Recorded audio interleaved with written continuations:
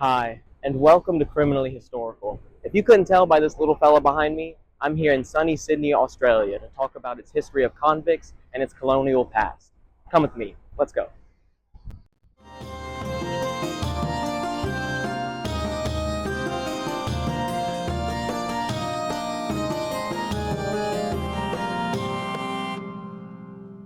We're going to be talking about one of Australia's biggest bank heists in its history. But before we get into all of that robbing and stuff, I want to add a little context to the domestic landscape of the country in the early 19th century. Picture this. You're in the crowded, unsanitary city of London in the early 1800s. You're in dire need of cash, and you hear from a friend that handing out black market counterfeit bills, a really big practice in Georgian London, is a great way to do so. It goes well at first, but one day you're not so slick and you get caught, getting shipped off to Newgate prison where you get sentenced to 14 years transportation. And transportation meant an all expenses paid trip to none other than a brand new penal colony called New South Wales.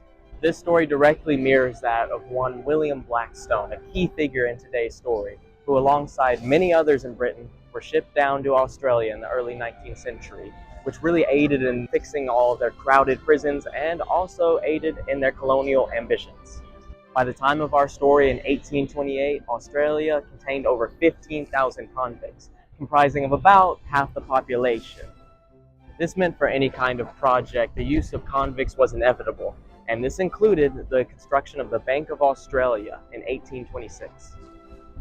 I'm currently on George Street, home of Sydney's town hall, designer shops, and trendy pubs. But back in the 19th century, it was also home to the Bank of Australia. This was the city's second bank, specifically catering to its more upper crust individuals, which earned it the derogatory nickname, the Gentleman's Bank. You see, Sydney's first bank was known as the Bank of New South Wales, which is today called Westpac. And at the time, there were some ex-convicts serving on the board of directors. They were serving normal people, and the richer people in the society were like, no, we can't really muddle with them, so let's make our own place. Thomas McVitie was put in charge of the bank's construction, and he wanted to make sure he employed some of the best people in town to do so.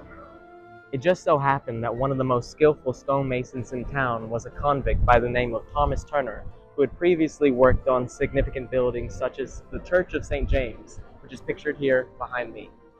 In colonial Australia, working with convicts was pretty much unavoidable, so I'm sure McVitie just shrugged it off and thought, what's the worst that could happen? And for 2 years, everything seemed to be fine. But this was in fact Turner just merely biding his time.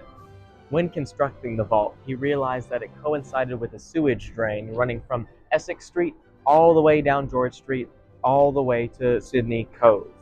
He knew this because he just so happened to be the lucky fellow who built it. So he concocted a plan to tunnel underneath the sewage drain all the way directly to the bank's vault. He was smart enough to know that if he did this in 1826, fingers would immediately be pointed his way, so he waited patiently until 1828 to strike. He then assembled a team of convicts to assist him, sharing with them his plans, which he called the treasure map. The first two men he clued in on this plan were James Dingle, a little bit of a weird name, but that's okay, and George Farrell, with Dingle having finished his sentence, with Farrell just having 1 year left to go in his convict status. Now they also needed a skilled blacksmith for the job, and for this they chose William Blackstone, whose story of counterfeiting we discussed earlier on in the video. His craftsmanship made him perfect for the job, with him later boasting, "My tools made as little noise as a mouse gnawing." This was in fact true, as before dawn on August 29, 1828, the men made their way into the sewer drain and began the tunneling process.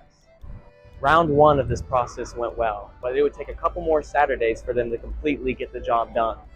Saturday was the only possible day to do this, because as convicts, this was the only day that Farrell and Blackstone had available to themselves. It took the men 2 more Saturdays to get to the cornerstone, or like the key entry point to the vault.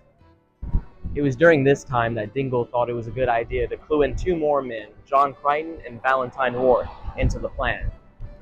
This kind of annoyed Blackstone because, the more people involved, the higher chance there is for some snitches, right? But they did help with the tunneling process, so he kind of let it slide. They didn't receive much help from Dingle in the tunneling process, however, because he picked the less labor-intensive job of guard duty. Once they arrived at the vault's keystone, the actual robbery had to be carried out on a Sunday because the bank was open the other 6 days of the week, which made the process a little more difficult because all of the convicts were expected to attend church, meaning that all the heads would be counted, and if they didn't show up, it was definitely going to be noticed. As a free man, Dingle handled the situation very well by going up to the muster clerk, the guy who's counting everybody at the church services, and basically bribing him to ensure that people like Farrell and Blackstone weren't missed.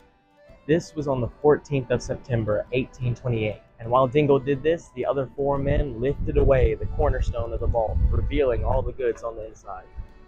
Now, the opening wasn't very big, but thankfully Farrell had a snatched waist. He was a real skinny fella, so he was able to slide his way into the vault and pass out all the containers filled with the goods and the money back to the others on the other side. Now, some of the banknotes were actually damaged or uncirculated, meaning that if the men tried to use them later on, that would point them out as being robbers, so they had to get rid of them.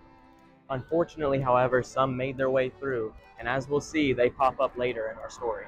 So the men stuffed their hats with the banknotes they could, and they left for the time being, returning later at night with Dingle with the proper containers to carry away the rest of the materials. Leaving in the morning, a remarkable thing happened. Dingle, leading the group, rounded a corner and ran into 3 constables. Now the others heard this happen and hung back while the encounter played out. Dingle, a sly thinker, said that he was actually out to get a dram of liquor. Keep in mind this is first thing in the morning, so the constables weren't really buying it at first. But upon his insistence and another constable recognizing him and noting his character, they let him go. It's crazy how close they came to actually being caught on the same night of the robbery. It's a good thing that drinking early in the morning didn't appear too suspicious. Speaking of drinking, let's head to a place that all of the convicts may have been able to go to during their criminal escapade together, the Fortune of War Hotel. Hello everyone, this is editor Evan. I'm out here in nature taking a break from the editing process just to let you know that the next section's audio is not going to be all that good.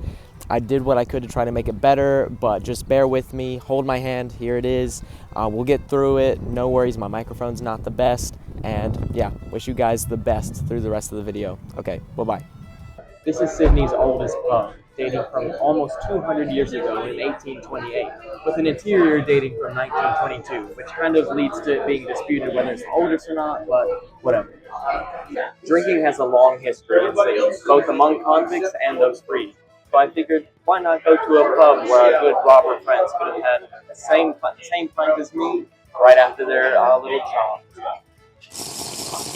Anyways, the next morning the theft was discovered, with bank officials reporting over 14,000 pounds stolen, equating to around $20 million today. As a designated gentleman's bank in the city, the upper crust were infuriated, but in comparison, the current convicts couldn't help express a little bit of delight at the richer in society getting their just desserts. Bank officials originally offered £100 for any information that connected back to the robbery. But when nobody came forward, Governor Ralph Darling stepped up and said if anyone came forward, they would be guaranteed free passage back to England and their servitude would be over. In the meantime, the bank played damage control, withdrawing all of their notes from circulation and working their machines overtime to replace them. This was to quell the immediate black market and stolen notes that cropped up, meaning that some people actually ended up with stolen notes without even knowing it. The bank made everybody bring in their old notes and trade them in for new ones, which meant that if you had a stolen note amongst your bunch and you couldn't explain yourself, you'd be charged for possessing it. For some, this charge was pretty hefty, earning you 7 to 14 years transportation to Moreton Bay Penal Colony, even if you weren't one of the original robbers. As for some of the money, it wound up popping up all over the city in random places. This included places like a public toilet in the rocks where the Fortune of War Hotel is located, and also under a rock on Liverpool Street. In a particularly notable incident, a child playing in Darling Harbor found 2,959 pounds hiding under a stone. Must have been a pretty big rock. If you returned any of the stolen funds, the bank would reward you about 5% of its total value, meaning the child earned around 148 pounds. Plenty of money for him and his friends to get all the pints they wanted at the Fortune of War Hotel. Things for the original crew seemed to be going well at first. That is, until the muster clerk that was supposed to count them at church put two and two together and realized that Dingle and company might be the proper culprits in the robbery. He reported that Blackstone and Farrell had missed their church musters, which led to them and Dingle being called in for questioning. Now, Dingle, as a free man, had to be let go once they couldn't find any proper evidence to convict him. However, for Blackstone and Farrell as convicts, they didn't have many rights, so they could be kept in custody without any proper evidence proving their guilt. So instead of being let go, they were actually sent to Phoenix Hulk, which is basically a ship that was converted into a prison. Upon release, Blackstone is really itching for some of that stolen cash, so he approached Dingle and Thomas Woodward, a man who he entrusted some of his goods to get his proper share. Dingle and Woodward, being the greedy dogs that they were, absolutely flat out refused to give him any of his proper dues. One would think that if he received his money, maybe his criminal days would have been abated, but the sting of jealousy combined with the colony's tough conditions is kind of what led him to reoffend in the future. This came soon after his release, and in 1829 he thought it was a grand idea to commit some highway robbery, which earned him a 14-year sentence to Norfolk Island. This was basically one of the places for the worst reoffenders in all of the colony, right? And if you were sent there, it was seen as one of the harshest places in all of the British Empire, as you were constantly chained to all of your fellow inmates and had absolutely no freedoms whatsoever. This harshness was additionally seen in his leadership, as retold by the Irishman convict Lawrence Frake, who was at Norfolk Island at the same time as Blackstone. He detailed the very, very cool leadership of one James Morissette. After being sentenced to 100 lashes for breaking the flagstone in a quarry, Lawrence Frake said to James Morissette, "I tell you, in stark, naked, blunt English, that you are as great a tyrant as Nero ever was. The moment I said these words, I was sentenced to an additional 100, and to be kept ironed down in a cell for life, and never to see daylight again." Basically, Norfolk Island was one of the worst places to be, and after being there for a year in 1830, Blackstone began to seriously consider Governor Ralph Darling's promise of a pardon, which I'm sure was also prompted by his mates selling him short on his cash. Being willing to confess brought him away from the dreadful Norfolk Island, and on the 10th of June, 1831, 3 years after the initial robbery, the case was brought to trial with New South Wales' Supreme Court. Of those he accused were James Dingle, George Farrell, and Thomas Woodward. Now, those absent from the accusation were those that Dingle clued in on the mission later on, John Crichton and Valentine Rourke. But this was for a good reason. Valentine Rourke was probably the smartest of the bunch, as in 1829 he decided to get out of Dodge and hitched a ride back to England.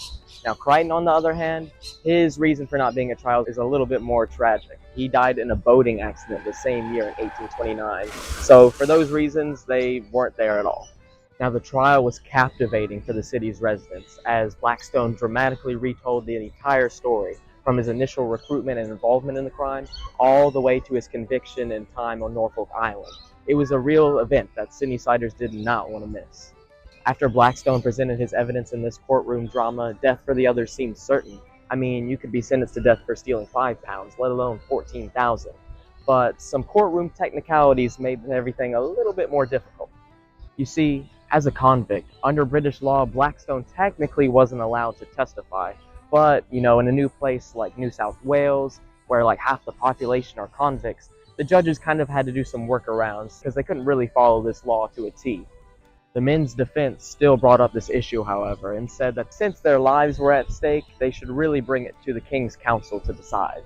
Now, these judges were like, "Oh, brother, if we let these guys all the way back in England decide on this, they're not going to understand like how difficult it is to navigate the judicial environment here in New South Wales. We can't let this happen, so we're going to have to find some sort of workaround." So they decided that instead of giving them the death penalty, they gave them the sentence of death recorded, which basically means that the punishment is deserving of death, but due to unique circumstances, they kind of came up with something else.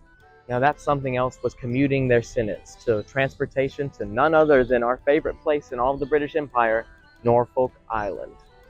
Dingle and Farrell, as main accomplices in the robbery, received transportation for life, with Woodward only receiving 14 years. Pretty light, nothing too big. Following the trial, Blackstone was offered his promised free passage back to England, but interestingly, he refused. One can imagine that after all the time he'd spent in the harsh environment of New South Wales, how could he ever go back to a place once familiar but now foreign to him? Time had changed him, and being in a place that normalized crime perhaps doomed him to reoffend again and again. And reoffend he did. After all that he had been through in 1833, after committing even more robberies, he was sentenced to life transportation to, yes, you guessed it, Norfolk Island. Now, who knows what Blackstone and his former compatriots got up to on that hellscape that was Norfolk Island, but I'd like to imagine they made the best of their chain gang lifestyle and became best buds. Wait, our story isn't over yet, because word on the street is that some of the money is still out there, because the money that was returned never added up to the total amount stolen. At the time of the robbery, it was rumored that some of the money was left submerged at Darling Harbor. In 1893, there's an article written detailing how people were digging for it at Mrs. McCoy's chair, and as recent as 2017, it was rumored that some of it may be hidden along Sydney's North Shore. So with that, I've got some digging to do. I hope you enjoyed everything today on Criminally Historical, and until next time, because there's still more thievery and trickery to discuss. Look both ways, I'm off to dig.